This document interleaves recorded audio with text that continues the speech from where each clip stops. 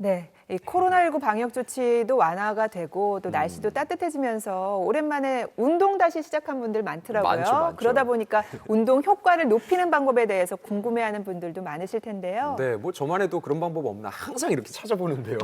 네. 저처럼 운동 좋아하시는 분들은 이번 시간에 집중하시는 게 좋겠습니다. 최소의 운동으로 최적의 몸을 만들 수 있는 방법이 있다? 이런 소문이 있는데요. 그 진상 확인해 보시죠.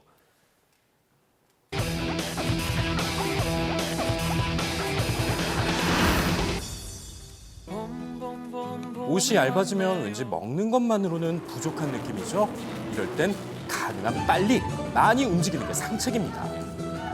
그게 만약 땀에 흠뻑 젖을 정도라면 더할 나위 없이 좋은 일 아닐까요? 운동하면서 흔들면서 땀이 많이 나니까 몸매 라인이 좀 많이 잡혀서 땀깨나 흘려야 성공할 수 있다지만 조금이라도 더 편한 방법은 없는지 자꾸만 찾게 되는 건 인지상정이겠죠? 비옷 입고 하면은 땀이 두세 배가 더 많이 나겠죠. 다이어트에도 더 도움이 된다고 얘기 들었거든요. 열이 배출이 안 되고 이게 안에서 다 이렇게 모아지는 느낌이 있어요. 훨씬 체지방 분해를 많이 시키는 것 같아요.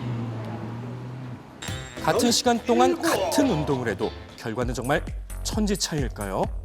땀의 분비량을 늘려서 체중 감량 효과까지 불러온다는 땀복. 어디까지가 사실인지 우리가 진상을 알아봤습니다. 일반적으로 이제 운동을 하게 되면 열 발생을 한다고 하는데요. 이 우리가 섭취한 탄수화물이나 지방이 에너지로 바뀌어서 이제 밖으로 배출이 되면서 체온이 올라가게 돼요. 그 체온을 낮추기 위해서 땀이 나는데 체온이 37도보다 높게 올라가면 우리 몸에선 땀이 흐르기 시작하는데요. 체온을 조절하는 땀의 배출을 차단해 그것을 운동에 이용한다는 것. 열과 체중은 정말 열이 관계가 나면 있을까요? 체중이 준다라고 생각할 수가 있습니다. 그렇다면 땀복을 입고 운동을 하면 살이 빠지는 걸까요? 조금 더 자세히 알아봐야겠습니다.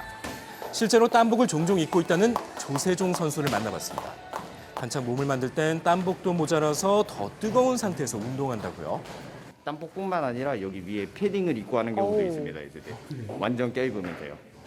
그래야 이제 훨씬 더 이제 열을 많이 낼 수 있으니까. 땀복의 체중 감량 효과에 대해선 혹시 어떻게 생각하는지 물었습니다. 그렇죠. 아무래도 체중에도 영향이 있죠. 하는데. 땀을 흘린 만큼 체중에도 늘 변화가 있었다는데요.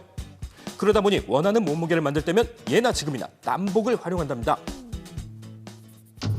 아니 그런데 살은 안 빠진다고요? 도움이 되지 않습니다. 아, 그래요? 진정한 의미의 다이어트가 이루어졌다고 보기는 어렵습니다. 다이어트의 효과는 아닌 것으로 볼 수 있습니다. 어머. 땀복을 입고 체중을 잴 때면 항상 몸무게가 줄어 있었는데 이게 살을 빼는데 효과가 있다고 말할 수는 없답니다. 이게 어떻게 된 영문일까요? 직접 확인해 보기로 했습니다. 먼저 운동 전에 몸 상태를 확인한 후 이틀에 걸쳐 실험을 진행했는데요. 하루는 땀복을 착용하고 또 하루는 땀복을 착용하지 않고 똑같은 운동을 진행했습니다. 땀복을 입는 것만으로 과연 운동 효과가 달라질까요? 자, 실험 결과를 공개하겠습니다. 땀복을 입고 운동을 했을 때와 땀복을 입지 않고 운동을 했을 때 땀복을 입었을 때 좀 더 체중 감소에 큰 폭을 보여줬는데요. 그래요? 땀복을 입지 않은 상태에서 운동했을 때 체중의 변화입니다. 0.2kg이 줄었네요. 그렇다면 땀복을 입었을 때는 어땠을까요? 입지 않았을 때보다 0.8kg이 더 줄었습니다. 오. 이 정도면 효과가 있다고 말할 수 있을까요? 하지만 전문가들은 땀복을 입어도 살은 전혀 빠지지 않는다는데요.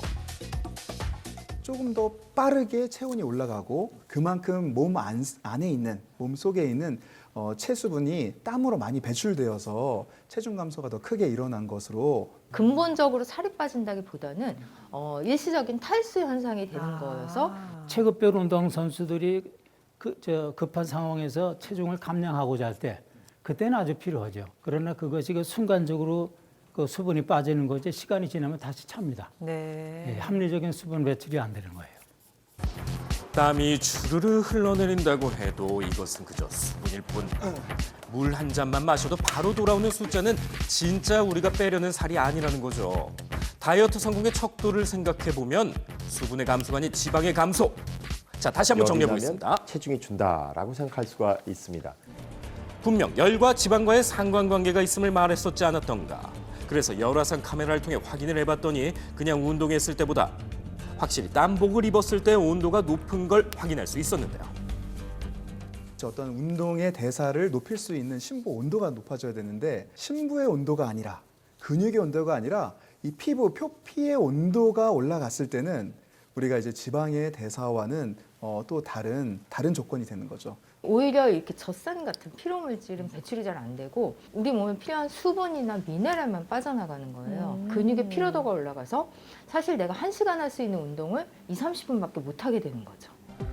이렇게 땀을 빼는 건 사실 건강에도 큰 도움이 되지 않는다고 합니다.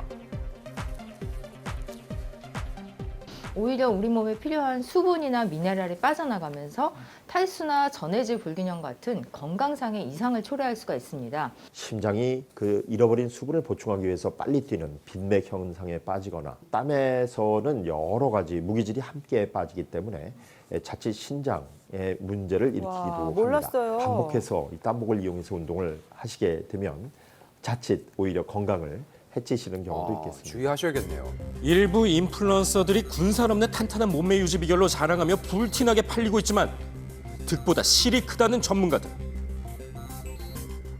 그렇다면 어떤 운동을 해야 살을 뺄 수 있는 걸까요?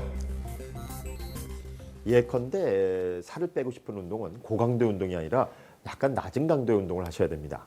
근력을 높이는 계단 오르기라든가 또 아령과 병행하실 때 효과적으로 살을 뺄 수 있는 이런 운동의 그 빈도와 종목을 바꿔줌으로써 효과를 보실 수 있고요. 단순히 땀복을 입었다 벗었다 때문에 다이어트가 성공한다 아니다를 볼 수는 없습니다.